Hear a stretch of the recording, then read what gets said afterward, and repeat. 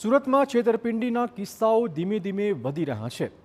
Green બોલ enterprise દ્વારા 4.84 કરોડની ઠગાઈની ફરિયાદ નોંધાઈ છે। સ્ટોક માર્કેટમાં ટ્રેડિંગના નામે 100 કરોડથી વધુની છેતરપિંડી કરી હોવાની આશંકાઓ છે।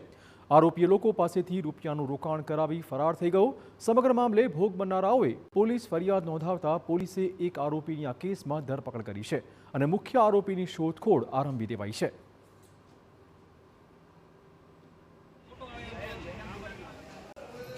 બધાની લિમિટ ચાલી ગઈ છે અને અમે અમારા ડિપોઝિટ માંગવા માટે ગયા તો કોઈને કોઈ જવાબ જ નથી મળતો। કેટલી ડિપોઝિટ છે? બધાની અલગ અલગ છે। કોઈક નાના માણસની 5 લાખ છે, 10 લાખ છે, કોઈકની કરોડ રૂપિયા છે, કોઈકની 5 કરોડ છે। એવી રીતે મળીને કુલ 60 થી 65 કરોડનો આંકડો મિનિમમ અત્યારે સામે આવેલો છે।